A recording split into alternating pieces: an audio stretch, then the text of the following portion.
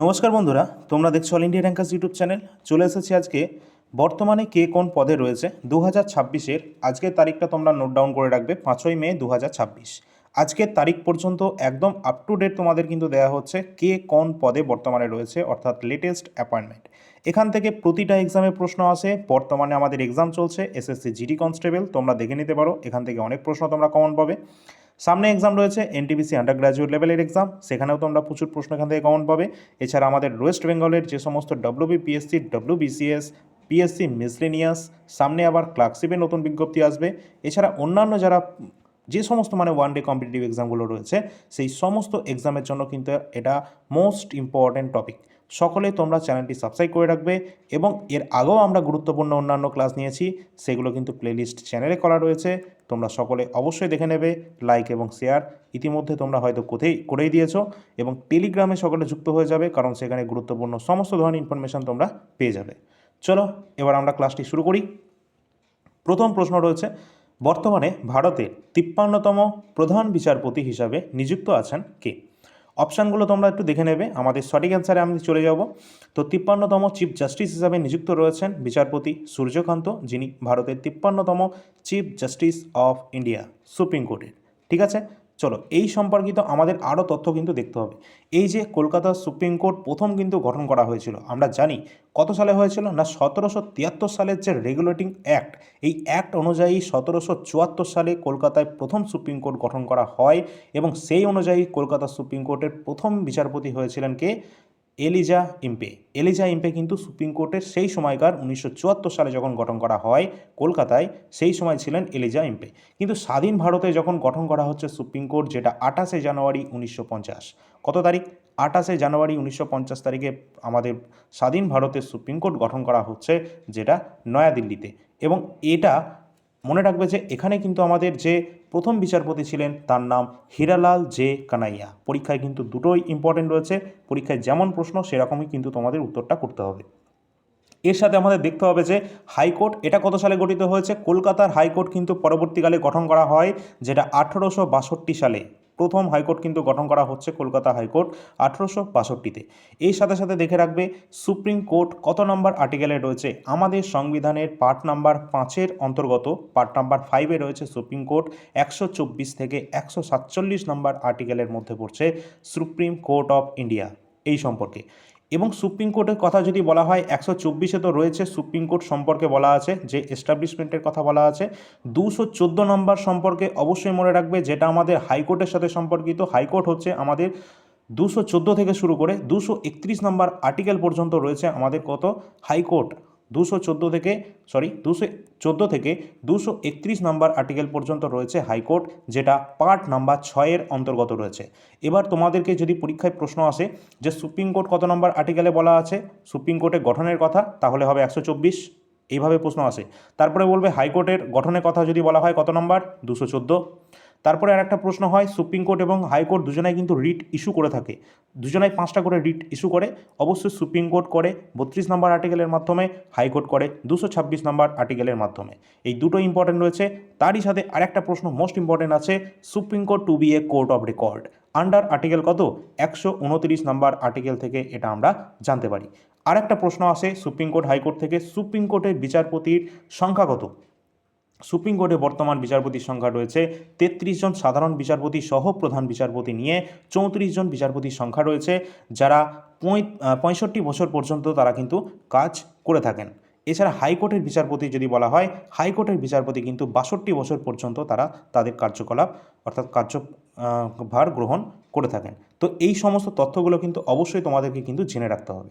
পরবর্তী প্রশ্নে আসি, একটু তোমাদের কিন্তু ডিটেলসে বলছি, যার কারণে কিন্তু ক্লাসটা একটু বড় হবে, কিন্তু যা ইনফরমেশান দেবো এর বাইরে কোনো প্রশ্ন কিন্তু তোমরা দেখতে পাবে না এই টপিকগুলো যেগুলো আমরা কভার করে দিচ্ছি এখানে, সেগুলো সম্পর্কে। ঠিক আছে, পুরোটা দেখবে। ভারতের বর্তমান ইসরো চেয়ারম্যান এর নাম কি? ভারতের বর্তমান ইসরো চেয়ারম্যান কে রয়েছেন? তো ইসরো তোমরা লোগো এখানে দেখতেই পাচ্ছ, ইন্ডিয়ান স্পেস রিসার্চ অর্গানাইজেশন, যার বর্তমান চেয়ারম্যান রয়েছেন V Narayanan. V Narayanan option number এ সঠিক অ্যান্সার হবে। এর সাথে আমরা মনে রাখব ভারতীয় মহাকাশ সংস্থা ইসরো, যেটা গঠন করা হয়েছিল 15ই আগস্ট 1969-এ। 15 আগস্ট 1969 এটা গঠন করা হয় এবং এর আগেও কিন্তু একটা সংস্থা ছিল যেটার নাম হচ্ছে ইনকোসপার, INCOSPAR। ইনকোসপার নামক যে সংস্থা সেটাই কিন্তু পরবর্তীকালে ইসরোর রূপ নেয়, যেটা 15 আগস্ট 1969 সালে সেট আপ করা হয়। এর হেডকোয়ার্টার অবস্থান করছে কর্ণাটকের বেঙ্গালুরু শহরে। এখান থেকে আরেকটা প্রশ্ন আসে, এই যে আমাদের ইসরো রয়েছে বা মহাকাশ সংস্থা, এটা ফাউন্ডার কে ছিল? পরীক্ষায় প্রশ্ন আসে, একদম প্রতিষ্ঠাতা কে ছিল? না, বিক্রম সারাভাই। বিক্রম সারাভাই কিন্তু এটার প্রতিষ্ঠাতা ছিলেন। আমাদের যে স্পেস প্রোগ্রামের তাকে ফাদার বলা হয়ে থাকে, তিনিই কিন্তু ফাউন্ডার ছিলেন ইসরোর। মোস্ট ইম্পর্টেন্ট প্রশ্ন, এটা পরীক্ষায় আসে। তার সাথে কিন্তু অবশ্যই মাথায় রাখবে, এই যে আমাদের ইন্ডিয়ান স্পেস রিসার্চ অর্গানাইজেশন, এর বিভিন্ন কিন্তু আমাদের মিশনগুলো রয়েছে। ফার্স্টে যদি আমরা বলি, আর্যভট্ট কিন্তু প্রথম মিশন ছিল 1975-এর সোভিয়েত ইউনিয়নের সহযোগিতায় কিন্তু এই আর্যভট্ট কিন্তু প্রথম যায় মহাকাশে। এটা কিন্তু মোস্ট ইম্পর্ট্যান্ট রয়েছে, সালটা সহ পরীক্ষায় আসে। তার সাথে সাথে আমাদের বিভিন্ন গুরুত্বপূর্ণ আরও রয়েছে। কি কি আছে না, আমরা কিন্তু কি কি করেছি, তোমাদের চন্দ্রয়ান মিশন করেছি। কতগুলো এখনও পর্যন্ত? 3টে কিন্তু আমরা চন্দ্রয়ান মিশন করেছি এবং মঙ্গলযান মিশনও আমরা করেছি। আর যদি তোমাদের আরেকটা প্রশ্ন আসে, আমি একটু এখানে মুছে নিই এটা, যদি আরেকটা প্রশ্ন আসে যে ইন্ডিয়ার প্রথম যেটা স্বদেশী লঞ্চ করা হয়েছে ইসরোর তরফ থেকে, সেটা কোনটা? সেটা হচ্ছে 1980 সালে কিন্তু লঞ্চ করা হয়েছিল যে ভেহিক্যালের মাধ্যমে, সেটা হচ্ছে SLV-3। এই ভেহিক্যালের মাধ্যমে কিন্তু ইন্ডিয়া প্রথম কিন্তু লঞ্চ করছে তার নিজস্ব মহাকাশযান। এছাড়া মনে রাখবে, চন্দ্রয়ান-1 2008 সালে কিন্তু পাঠানো হয়েছিল, যেটা প্রথম আমাদের চাঁদের মিশন কিন্তু ছিল চন্দ্রয়ান-1 2008-এ। 2023-এ লাস্ট কিন্তু আমাদের চন্দ্রয়ান মিশন কিন্তু হয়েছে চন্দ্রয়ান-3, যেটা কিন্তু আমাদের সাকসেসফুল ছিল। 2019-এরটা তোমাদের আগে বলে রাখি, এটা চন্দ্রয়ান-2 কিন্তু পেশ করা হয়েছিল এবং তার পরবর্তীকালে যেটা মোস্ট সাকসেসফুল রয়েছে আমাদের চন্দ্রয়ান-3 2023-এ যেটা লঞ্চ করা হয়েছে, তা আবার চাঁদের সাউথ পোল, যে জায়গাটা অন্ধকারাচ্ছন্ন অবস্থায় রয়েছে চাঁদের, সেই জায়গাটা কিন্তু আমরা প্রেরণ করেছি। তো অবশ্যই গুরুত্বপূর্ণ 3টে চন্দ্রয়ান মিশন রয়েছে। এর পরবর্তীতে আরও মিশন রয়েছে আমাদের। এবং আরেকটা গুরুত্বপূর্ণ যেটা পরীক্ষায় আসে, সেটা হচ্ছে মার্স অরবিটাল মিশন, যেটা কিন্তু আমাদের মঙ্গলযান রয়েছে, সেটা কিন্তু 2013 সালে কিন্তু ইসরো প্রেরণ করেছে। তো এই সমস্ত গুরুত্বপূর্ণ মিশন কিন্তু এখনও পর্যন্ত কমপ্লিট করেছে ভারতীয় মহাকাশ সংস্থা ইসরো সফলভাবে। তার জন্য অবশ্যই একটা লাইক করবে। পরের প্রশ্নে আসি, ভারতের বর্তমান 16তম অ্যাটর্নি জেনারেলের নাম কি? মোস্ট ইম্পর্টেন্ট প্রশ্ন। ভারতের বর্তমান 16তম, বা পরীক্ষায় প্রশ্ন পড়তে পারে যে 16তম অ্যাটর্নি জেনারেল বর্তমান কে রয়েছেন? আর ভেঙ্কটরমণী। অপশান নাম্বার বি সঠিক অ্যান্সার হয়ে যাবে। তিনি ভারতের বর্তমানে রয়েছেন অ্যাটর্নি জেনারেল অফ ইন্ডিয়া। আর এই অ্যাটর্নি জেনারেলের কাজ কি না, কেন্দ্র সরকারকে আইনি বিষয়ে কর্মকর্তা অর্থাৎ আইন বিষয়ে পরামর্শ দান করেন ভারতের সর্বোচ্চ আইন বিশেষজ্ঞ, যার নাম অ্যাটর্নি জেনারেল। অ্যাটর্নি জেনারেল এটি একটি সাংবিধানিক পদ রয়েছে, যেটা আর্টিকেল নাম্বার 76-এর অন্তর্গত রয়েছে। কত নাম্বার? 76-এর অন্তর্গত রয়েছে। এই অ্যাটর্নি জেনারেল সম্পর্কে আমরা জানতে পারি, ভারতের প্রথম অ্যাটর্নি জেনারেল ছিলেন MC সেতালভাদ। MC সেতালভাদ তিনি কিন্তু ছিলেন ভারতের প্রথম আমাদের অ্যাটর্নি জেনারেল, এবং ভারতের বর্তমান অ্যাটর্নি জেনারেল যিনি 16তম রয়েছেন আর ভেঙ্কটরমণী। এই সাথে সাথে মনে রাখবে, এদেরকে কিন্তু অ্যাপয়েন্টমেন্ট করে থাকে কে? প্রেসিডেন্ট অফ ইন্ডিয়া কিন্তু অ্যাপয়েন্টমেন্ট করে থাকে, এবং সংবিধানের পার্ট নাম্বার 5-এর অন্তর্গত রয়েছে অ্যাটর্নি জেনারেল সম্পর্কে বলা আছে।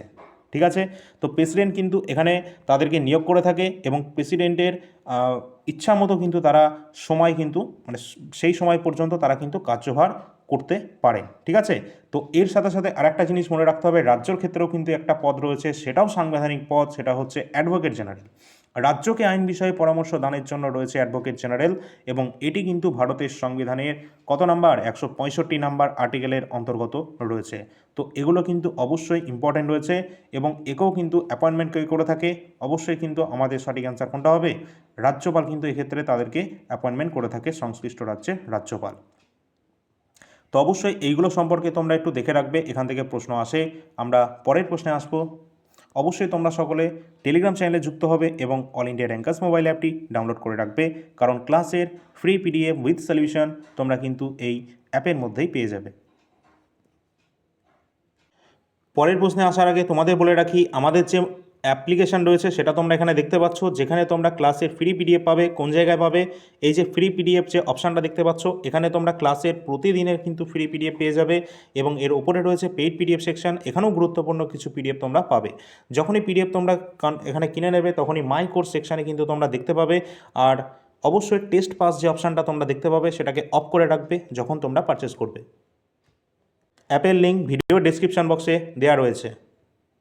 সামনে আমাদের পরীক্ষা রয়েছে রেলওয়ে এনটিপিসি আন্ডার গ্র্যাজুয়েট লেভেলের এক্সামিনেশান 2026-এর যে এক্সামটি হতে যাচ্ছে, সেখানে প্রিভিয়াস ইয়ার প্রশ্নপত্র 2024-25-এর যে সমস্ত প্রশ্ন রয়েছে, সেটা গ্র্যাজুয়েট হোক বা আন্ডার গ্র্যাজুয়েট, প্রতিটা প্রশ্ন উত্তর অবশ্যই তোমাদের পড়ে যাওয়া উচিত, কারণ এখান থেকে প্রশ্ন অনেক মাত্রায় কিন্তু রিপিট হচ্ছে, যেটা আমরা প্রিভিয়াস ইয়ারের প্রশ্ন থেকে দেখতে পাচ্ছি।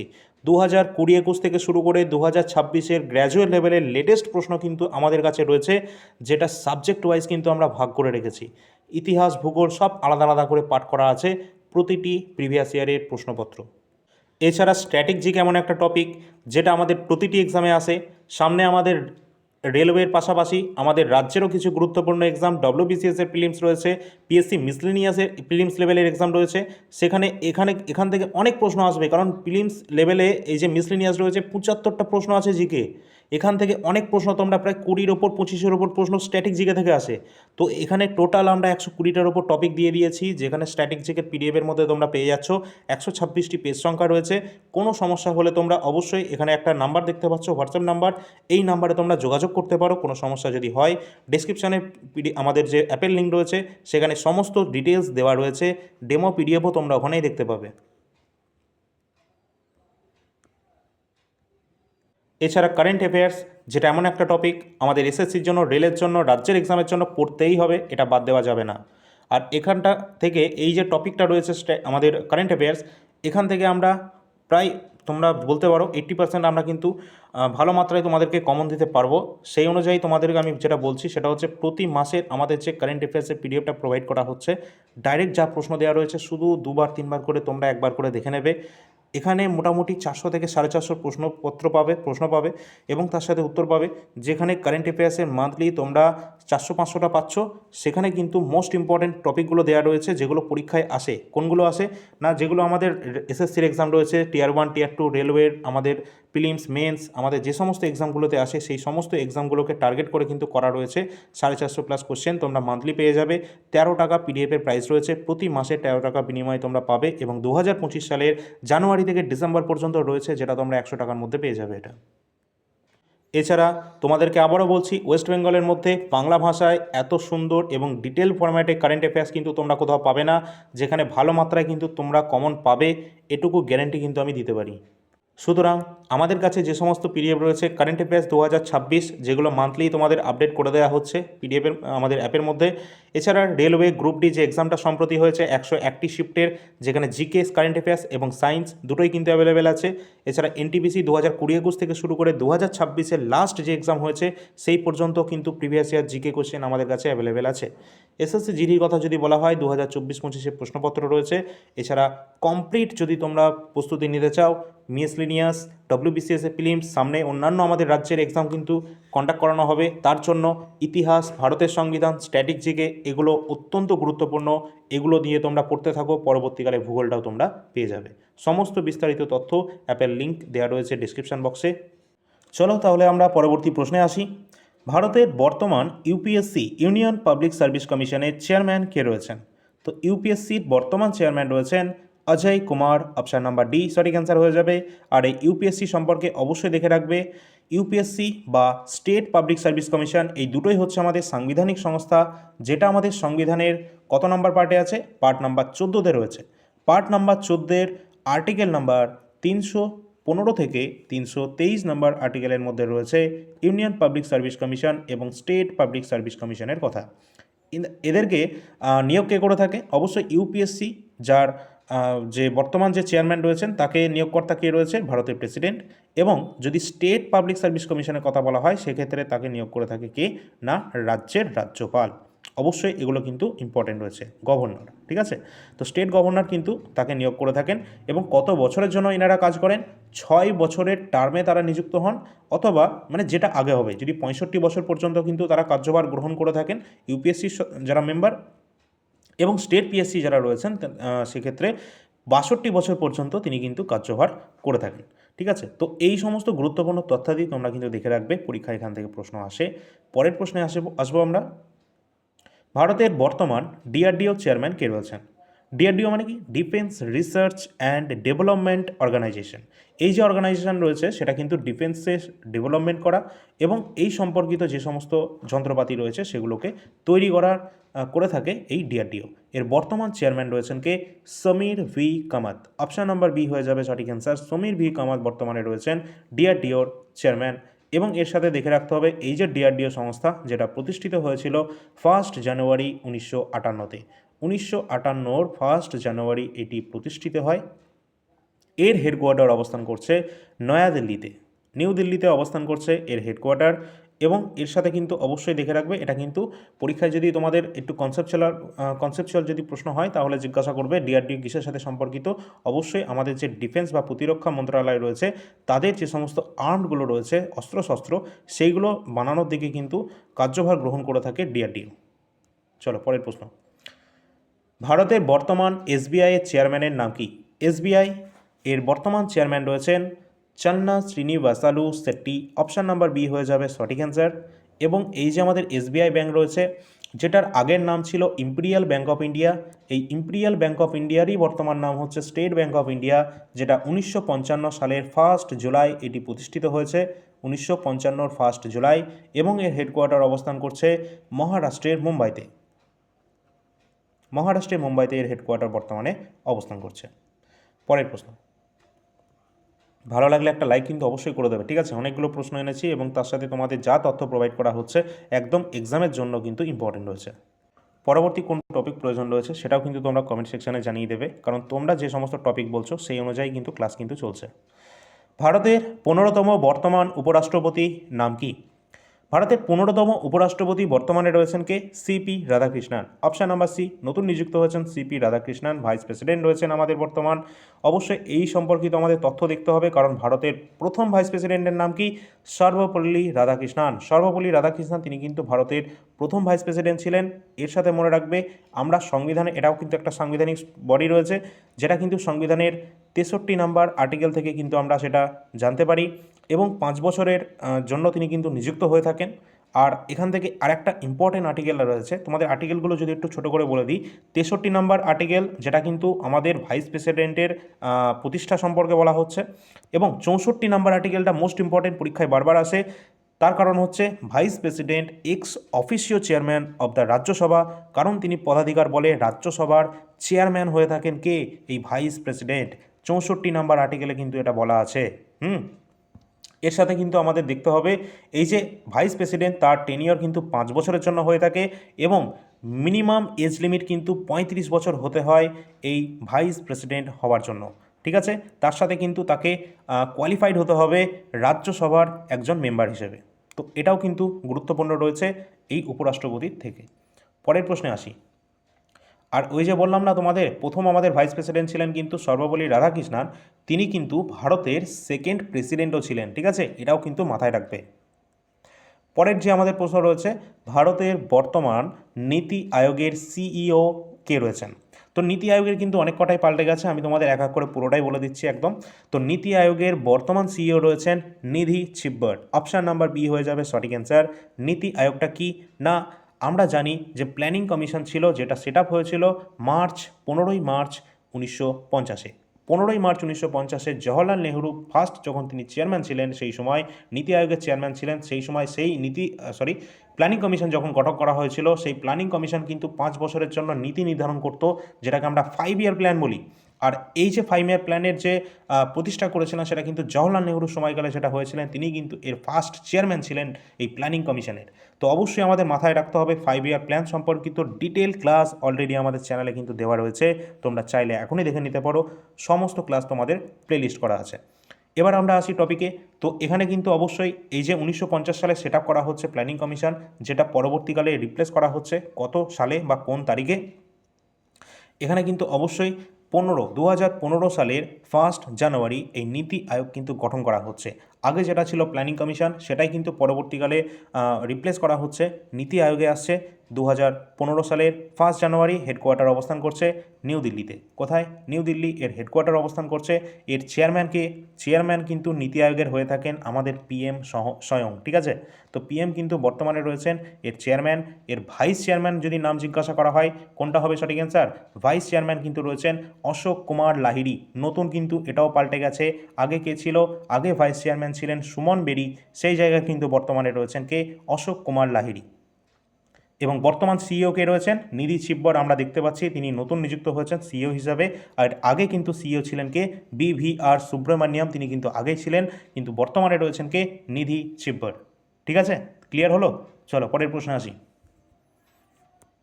বর্তমানে কে সেন্ট্রাল রিজার্ভ পুলিশ ফোর্স বা সিআরপিএফ এর মহানির্দেশক বা ডিজি পদে রয়েছেন?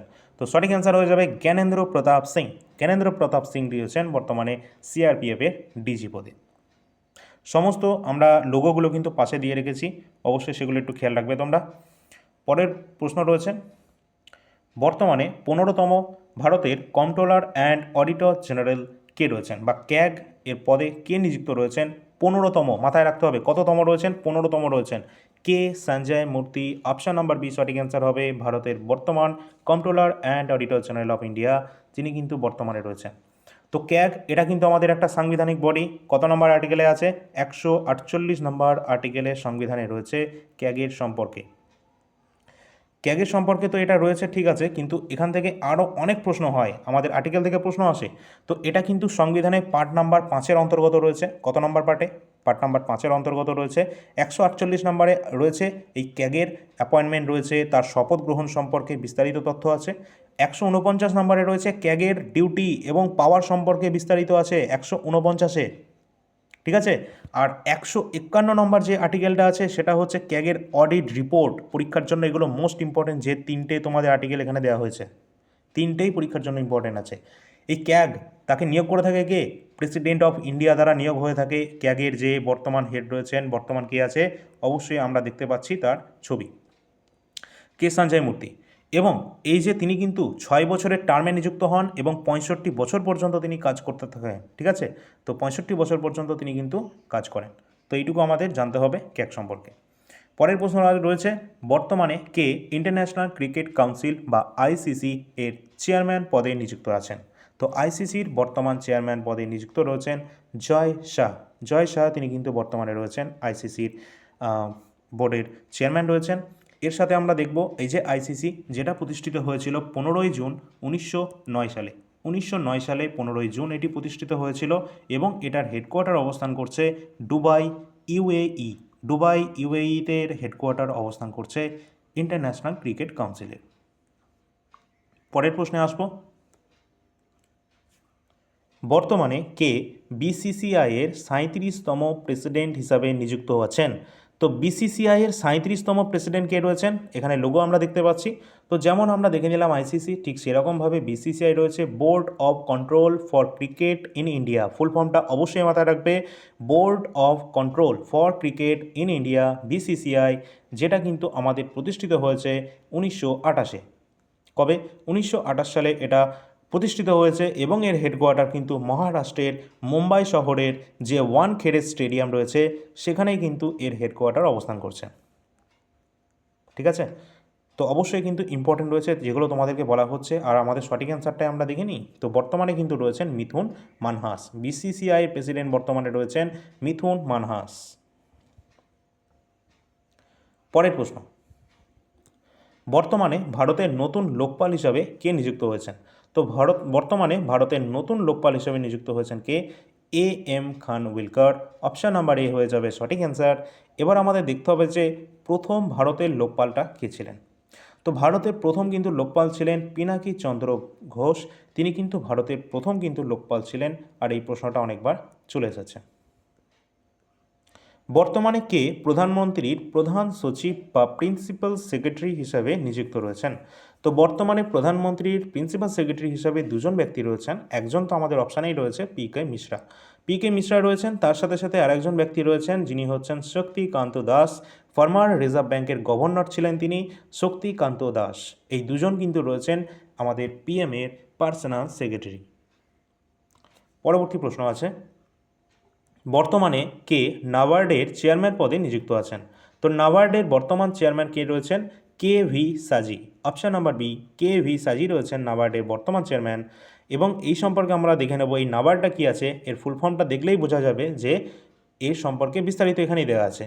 National bank for agriculture and rural development, যেটা সংক্ষেপে আমরা বলছি নাবার্ড, এর অর্থই হলো এগ্রিকালচার অর্থাৎ কৃষির সাথে যুক্ত রয়েছে এবং রুরাল ডেভেলপমেন্ট অর্থাৎ গ্রামীণ উন্নয়নকে কেন্দ্র করে বা কৃষিকে কেন্দ্র করে যে গ্রামীণ উন্নয়ন, সেই যে ব্যাংক রয়েছে সেটাই হচ্ছে নাবার্ড। অর্থাৎ এই যে ব্যাংক, যেটা কিন্তু সেট আপ করা হয়েছিল 1982 সালে।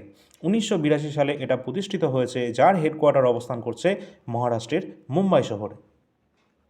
আর এখানে কিন্তু একটা কমিটির মাধ্যমে এটাকে সেট আপ করা হয়েছিল, সেটা হচ্ছে কি না শিবরামান কমিটি। শিবরামান যে কমিটি রয়েছে সেই কমিটির সুপারিশে কিন্তু এটা তৈরি করা হয়েছিল, যেটা মুম্বাই মহারাষ্ট্রের হেডকোয়ার্টার অবস্থান করছে। ঠিক আছে, তো এখান থেকে কিন্তু এই যে কটা তোমাদের তথ্য দেওয়া হচ্ছে এইগুলো কিন্তু পরীক্ষায় আসে। অবশ্যই ইম্পর্টেন্ট যে তথ্যগুলো দেওয়া হচ্ছে সেগুলো অবশ্যই নোট ডাউন করে রাখবে। তোমাদেরকে বারবার বলবো, আমরা যে কটা ক্লাস দিয়েছি ডিটেলস ক্লাস এই জন্যই দিয়েছি যাতে তোমাদের পরীক্ষায় কোনো রকম সমস্যা না হয়।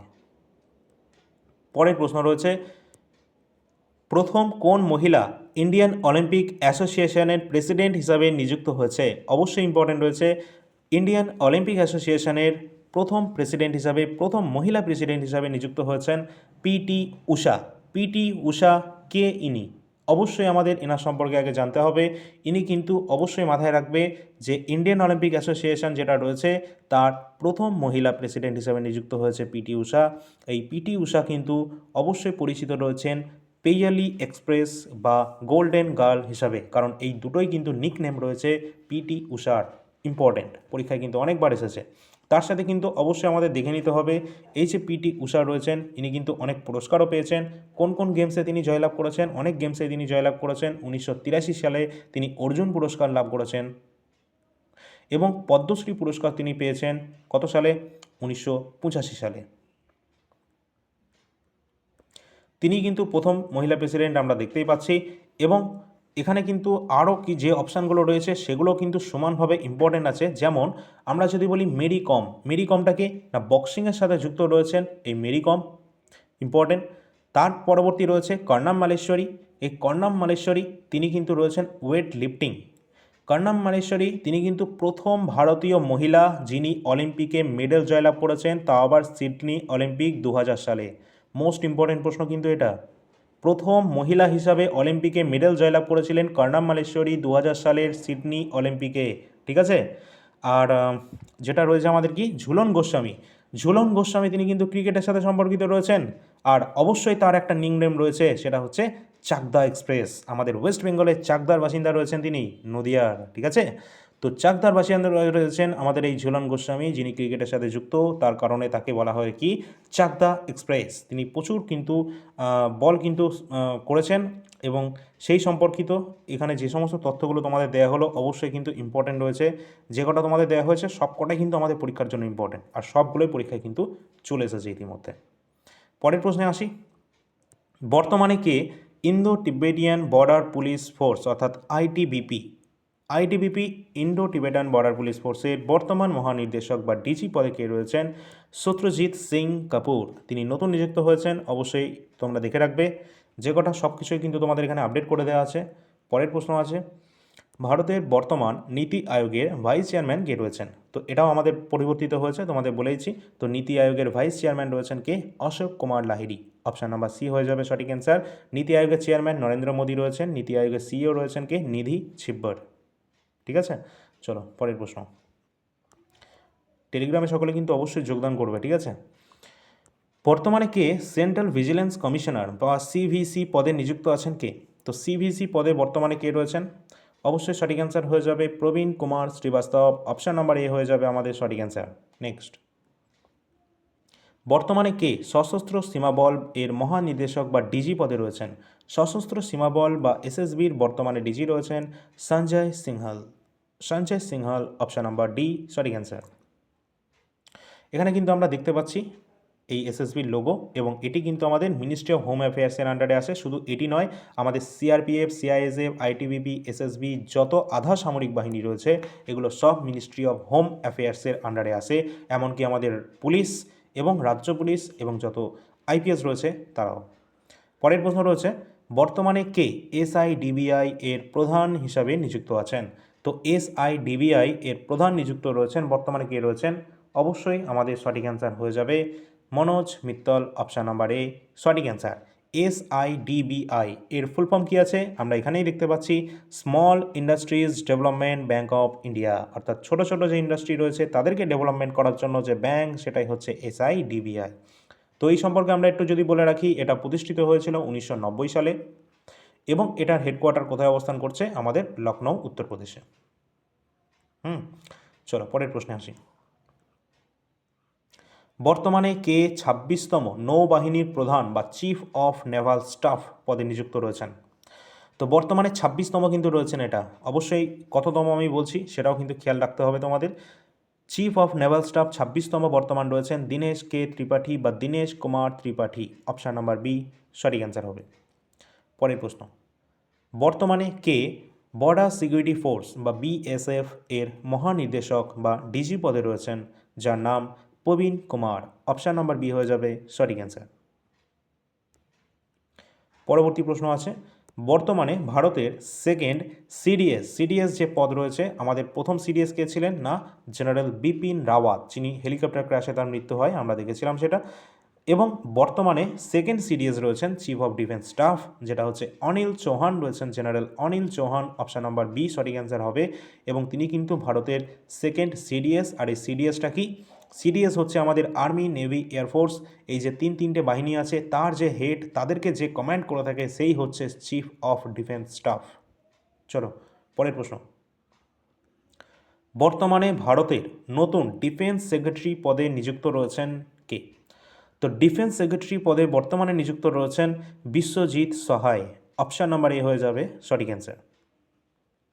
পরের প্রশ্ন, বর্তমানে কে ন্যাশনাল হিউম্যান রাইটস কমিশনের চেয়ারম্যান পদে নিযুক্ত রয়েছেন?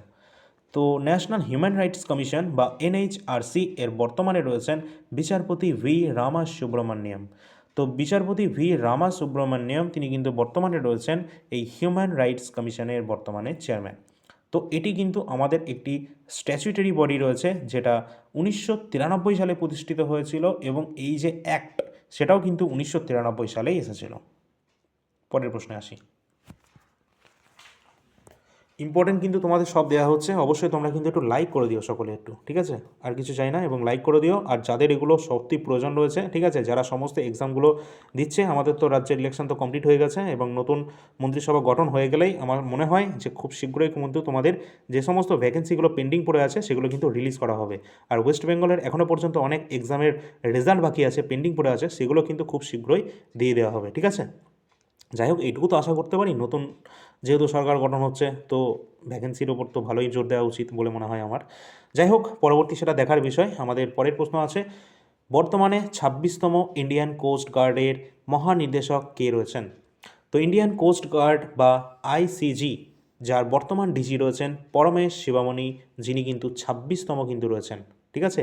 আর এই যে আইসিজি রয়েছে, যার প্রধান কাজ কি? ইন্ডিয়ান কোস্ট গার্ড, যেটা হচ্ছে আমাদের যে উপকূল রয়েছে, উপকূলরক্ষী বাহিনী বলা হয় এটাকে। তো এটি কিন্তু আমাদের যে উপকূল রয়েছে, আমাদের সমুদ্র উপকূল, সেগুলোকে রক্ষা করার দায়িত্বে রয়েছে ইন্ডিয়ান কোস্ট গার্ড। পরের প্রশ্ন, বর্তমানে কে নার্কোটিক্স কন্ট্রোল ব্যুরো বা এনসিবি এর মহানির্দেশক বা ডিজি পদে রয়েছে? সঠিক অ্যান্সার অনুরাগ গর্গ, অপশান নাম্বার বি হয়ে যাবে সঠিক অ্যান্সার। বর্তমানে কে সেন্ট্রাল ইন্ডাস্ট্রিয়াল সিকিউরিটি ফোর্স এর মহানির্দেশক পদে রয়েছেন?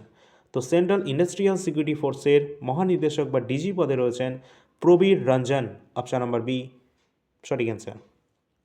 নেক্সট আছে, বর্তমানে কে নবম ন্যাশনাল কমিশন ফর ওম্যান এর চেয়ারম্যান রয়েছেন? এনসিডব্লিউ এর চেয়ারম্যান রয়েছেন কে? তো important, Vijay Kishore Rahatkar, option number B, তিনি কিন্তু নবম ন্যাশনাল কমিশন ফর ওমেন্স এর চেয়ারম্যান কিন্তু রয়েছেন। পরের প্রশ্ন, বর্তমানে কে central board of direct tax এর চেয়ারম্যান রয়েছেন, অর্থাৎ সিবিডিটি। যেটা আমরা জানি এটা দুরকম ট্যাক্স রয়েছে, একটা হচ্ছে সিবিডিটি আর একটা হচ্ছে আমাদের সিবিআইসি। সিবিআইসি যেটা হচ্ছে ইনডাইরেক্ট ট্যাক্স, যেটা আমাদের জিএসটি, আর সিবিডিটি যেগুলো আমাদের ধরতে গেলে ইনকাম ট্যাক্স, তাই না? তো এই যে আমাদের সিবিডিটি রয়েছে, এর বর্তমান চেয়ারম্যান কে রয়েছে? সঠিক অ্যান্সার হয়ে যাবে রবি আগরওয়াল। অপশান নাম্বার বি হয়ে যাবে সঠিক অ্যান্সার। নেক্সট, ভারতের বর্তমান ক্যাবিনেট সেক্রেটারি কে রয়েছেন? তো এই যে ক্যাবিনেট সেক্রেটারি যে পদটা রয়েছে, এটা হচ্ছে আমাদের সিভিল সার্ভিসের হাইয়েস্ট পোস্ট। মানে একদম যত আমাদের সিভিল সার্ভিসের মধ্যে যত আইএস অফিসার আছে, তার সবার থেকে একদম হাই পজিশনে একজনাই যে পদে রয়েছে, হ্যাঁ, সেটা হচ্ছে আমাদের এই ক্যাবিনেট সেক্রেটারি। ঠিক আছে, ইনি কিন্তু একদম সিনিয়র মোস্ট আইএস অফিসার। তো সঠিক অ্যান্সার হয়ে যাবে TV Somanathan. Option number B, তিনি কিন্তু এই পদে বর্তমানে রয়েছেন। তো আমাদের এই পর্যন্ত ছিল। আচ্ছা, এখান থেকে তোমরা আরেকটা প্রশ্ন কিন্তু হয় আমাদের, ফার্স্ট যদি আমরা বলি যে ক্যাবিনেট সেক্রেটারি কে ছিলেন, তো প্রথম যদি আমরা বলি সেক্ষেত্রে কিন্তু আমাদের হয়ে যাবে কি এনআর পিল্লাই। যে এনআর পিল্লাই যিনি ছিলেন, তিনি কিন্তু আমাদের প্রথম ক্যাবিনেট সেক্রেটারি ছিলেন। পরের প্রশ্ন, ভারতে বর্তমানে CBI central bureau of investigation এর ডিরেক্টর কে রয়েছেন? সঠিক অ্যান্সার হয়ে যাবে কি না প্রবীণ সুদ। অপশান নাম্বার বি, প্রবীণ সুদ বর্তমানে রয়েছেন ডিরেক্টর সেন্ট্রাল ব্যুরো অফ ইনভেস্টিগেশনে। অবশ্যই তোমরা একটু লাইক করে দেওয়া, তোমাদের বলে রাখি এর পরবর্তী আমাদের কোন টপিক তোমাদের প্রয়োজন সেটা একটু তোমরা কমেন্ট সেকশানে জানিয়ে দেবে, সেই অনুযায়ী আমরা ক্লাস করব। এবং তোমরা এর আগেও আমাদের বলেছ টেম্পল সম্পর্কিত একটা ক্লাস আসবে, এর পরবর্তী তোমরাই বলেছিলে টেম্পল থেকে ক্লাস দিতে, বিভিন্ন স্কিম রয়েছে গভর্নমেন্ট সেখান থেকে ক্লাস দিতে, সেগুলো দেবো। এবং এই যে অ্যাপয়েন্টমেন্ট দিচ্ছি, এর সাথে আরেকটা জিনিস আমাদের থেকে যাচ্ছে, সেটা 5-5টা রাজ্যে আমাদের ইলেকশনের রেজাল্ট ডিক্লেয়ার হয়েছে। তার জন্য একটু 2-3 দিন পর, যেটা সমস্ত লোকসভা বা মানে রাজ্যের বিধানসভা যেগুলো গঠন হয়ে যাবে, তারপর একটা ক্লাস দেওয়া যেতে পারে ভারতের যে সমস্ত রাজ্য বা কেন্দ্রশাসিত অঞ্চল রয়েছে তার সিএম এবং গভর্নর এবং সেখানকার যে আঞ্চলিক ভাষা রয়েছে এবং তাদের যে ক্যাপিটাল রয়েছে, এই টোটালটা নিয়ে একটা ক্লাস দেওয়া যেতে পারে ছোটোখাটো। ঠিক আছে, তো টোটালটা একটা ক্লাসে কমপ্লিট হয়ে যাবে এখান থেকে। ভারতের সেন্সাস অলরেডি দিয়েছি, 5 ইয়ার প্ল্যান কমপ্লিট দেওয়া আছে। ভারতের যে ড্যান্স, ক্লাসিক্যাল এবং ফক ড্যান্স দেওয়া রয়েছে কমপ্লিট। ফেস্টিভ্যাল এবং ফেয়ার কমপ্লিট দেওয়া রয়েছে। বুক অ্যান্ড অথর দেওয়া হয়ে গেছে। বিভিন্ন স্পোর্টস পার্সন এবং তাদের যে অটোবায়োগ্রাফি অলরেডি আমরা দিয়ে রেখেছি। ঠিক আছে, আরও যদি কোনো টপিক তোমাদের মনে হয় তাহলে কমেন্ট সেকশানে এখনই জানিয়ে দাও। ঠিক আছে, তো সেটাও কিন্তু তাহলে আমার মাথায় থাকবে এবং সেগুলো আমরা পরবর্তীতে ক্লাসের মাধ্যমে দিয়ে দেবো। এছাড়া টপিক ওয়াইজ ক্লাস এবং তোমাদের জন্য কিন্তু ক্লাস চলছে টপিক ওয়াইজ ক্লাসের। এছাড়া টপিক ওয়াইজ যে সমস্ত ক্লাস তোমাদের চলছে কারেন্ট অ্যাফেয়ার্সের, ঠিক আছে, আজকে থেকেই ধরে নাও শুরু হয়ে গেল অ্যাপয়েন্টমেন্ট থেকে, এর পরবর্তী যে গুরুত্বপূর্ণ টপিক তোমাদের রয়েছে সেগুলো কিন্তু কভার করে দেওয়া হবে। ঠিক আছে, চলো পরের প্রশ্নে আসি। ভারতের বর্তমান 30তম সেনাপ্রধান অর্থাৎ চিফ অফ আর্মি স্টাফ কে রয়েছেন? সঠিক অ্যান্সার হয়ে যাবে ভারতের বর্তমান চিফ অফ আর্মি স্টাফ রয়েছেন জেনারেল উপেন্দ্র দ্বিবেদী। অপশান নাম্বার বি হয়ে যাবে সঠিক অ্যান্সার। পরের প্রশ্ন, ভারতের বর্তমান সেবি এর চেয়ারম্যান কে রয়েছে? তো সেবি এর বর্তমানে চেয়ারম্যান কে রয়েছেন? অবশ্যই সঠিক অ্যান্সার হয়ে যাবে তুহিন কান্ত পান্ডে। তুহিন কান্ত পান্ডে বর্তমানে রয়েছেন সেবি এর চেয়ারম্যান এবং এই সেবির ফুল ফর্ম কী রয়েছে? Securities and exchange board of India. এই যে সেবি রয়েছে, যেটা কিন্তু আমাদের স্টক মার্কেটকে রেগুলেট করে থাকে, আর এই সেবি যেটা কিন্তু আমাদের তোমরা বলতে পারো এটা নন স্ট্যাচুটরি বডি রয়েছে, যেটা 1988 দিকে এটা সেট আপ করা হয়েছিল এবং এর হেডকোয়ার্টার মহারাষ্ট্রের মুম্বাইতে অবস্থান করছে। ঠিক আছে, এর বিভিন্ন রিজিয়নাল অফিসও রয়েছে। চলো পরের প্রশ্ন, বর্তমানে কে এফআইসিসিআই এর প্রেসিডেন্ট হিসেবে নিযুক্ত রয়েছেন? তো এফআইসিসিআই এর বর্তমান প্রেসিডেন্ট রয়েছেন অনন্ত গোয়েঙ্কা। অনন্ত গোয়েঙ্কা, অপশান নাম্বার ডি হবে সঠিক অ্যান্সার। এবং এর ফুল ফর্মটা কী আছে আমরা এখানে দেখতেই পাচ্ছি না, federation of Indian chambers of commerce and industry, এর ফুল ফর্ম রয়েছে এফআইসিসিআই এবং এর বর্তমানে প্রেসিডেন্ট রয়েছেন অনন্ত গোয়েঙ্কা। পরের প্রশ্ন, ভারতের কে দিল্লি হাইকোর্টের মুখ্য বিচারপতি পদে নিযুক্ত রয়েছেন বর্তমানে? দেবেন্দ্র কুমার উপাধ্যায় বর্তমানে রয়েছেন দিল্লি হাইকোর্টের চিফ জাস্টিস। বর্তমানে কে ভারতের নতুন রেভিনিউ সেক্রেটারি পদে নিযুক্ত রয়েছেন? তো রেভিনিউ সেক্রেটারি বা রাজস্ব সচিব পদে নিযুক্ত রয়েছেন বর্তমানে Arvind Srivastava. Option number D হবে সঠিক অ্যান্সার। অরবিন্দ শ্রীবাস্তব বর্তমানে রেভিনিউ সেক্রেটারি পদে রয়েছেন। ভারতের বর্তমান 28তম বায়ুসেনা প্রধান অর্থাৎ চিফ অফ এয়ার স্টাফ পদে রয়েছেন কে? Amarpreet Singh. Option number B. 28তম কিন্তু রয়েছেন, ঠিক আছে, chief of army staff, air staff মানে এয়ারফোর্সের প্রধান রয়েছেন। রেলওয়ে বোর্ডের চেয়ারম্যান এবং সিইও হিসাবে বর্তমানে নিযুক্ত রয়েছেন কে? রেলওয়ে বোর্ড থেকে, অবশ্যই এই প্রশ্নটা আমাদের রেলের জন্য ইম্পর্টেন্ট আছে। তো সতীশ কুমার অলরেডি চলে এসেছে, সতীশ কুমার কিন্তু বর্তমানে রয়েছেন রেলওয়ে বোর্ডের চেয়ারম্যান এবং সিইও। নেক্সট প্রশ্ন, বর্তমানে কাকে আন্তর্জাতিক মুদ্রা কোষ ইন্টারন্যাশনাল মনিটারি ফান্ড এর কার্যনির্বাহী পরিচালক অর্থাৎ ইডি যেটা কিন্তু রয়েছে, অর্থাৎ এক্সিকিউটিভ ডিরেক্টর, ঠিক আছে, মানে ইডি মানে এনফোর্সমেন্ট ডিরেক্টর নয়, ইডি হচ্ছে আমাদের এক্সিকিউটিভ ডিরেক্টর পদে রয়েছেন বা কার্যনির্বাহী পরিচালক পদে রয়েছেন কে? ইন্টারন্যাশনাল মনিটারি ফান্ডের বর্তমানে কিন্তু রয়েছেন Urjit Patel, option number C হবে সঠিক অ্যান্সার। আর ইন্টারন্যাশনাল মনিটারি ফান্ড এই সম্পর্কে আমাদের জানতে হবে, এটা কিন্তু প্রতিষ্ঠিত হয়েছিল 1944 দিকে আমাদের যে ব্রেটন উডস যে কনফারেন্স হয়েছিল তার মাধ্যমে এটা প্রতিষ্ঠিত হয়, কিন্তু মানে ফাইনালি এটা সেট আপ করা হয়েছিল 1945-এ, ঠিক আছে। তো এখানে কিন্তু এর হেডকোয়ার্টার অবস্থান করছে কোথায়? ওয়াশিংটন ডিসি, ইউএসএতে এর হেডকোয়ার্টার রয়েছে। ওয়ার্ল্ড ব্যাংকেরও হেডকোয়ার্টার কিন্তু এখানেই আছে।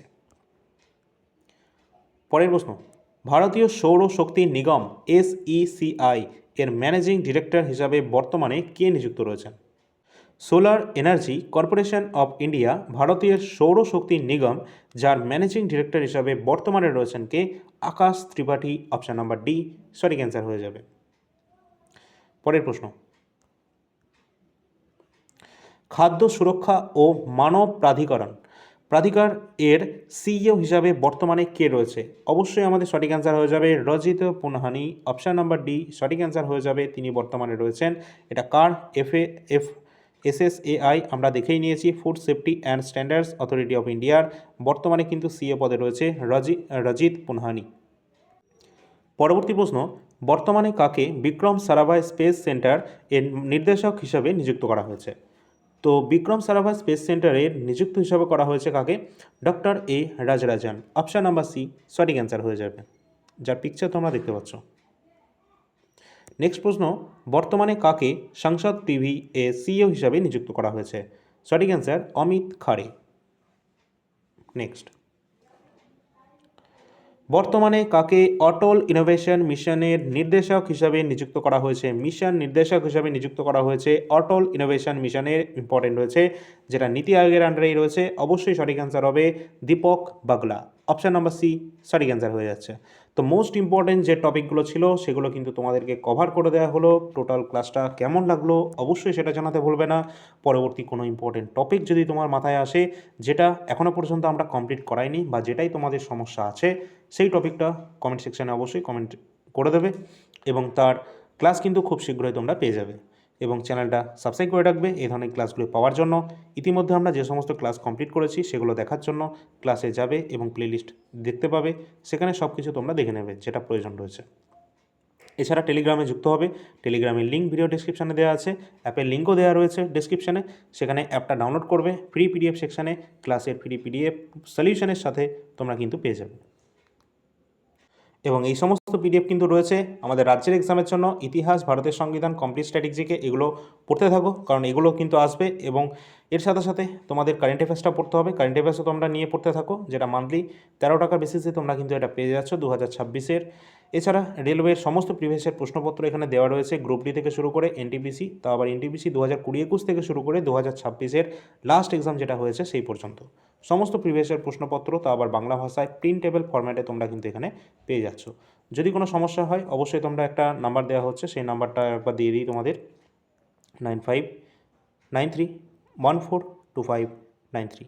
এই নাম্বারে হোয়াটসঅ্যাপের মাধ্যমে তোমরা যোগাযোগ করতে পারো কোনো সমস্যা যদি হয়ে থাকে। অবশ্যই চ্যানেলটা সাবস্ক্রাইব করে রাখবে। দেখা হচ্ছে পরবর্তী ক্লাসে। ধন্যবাদ।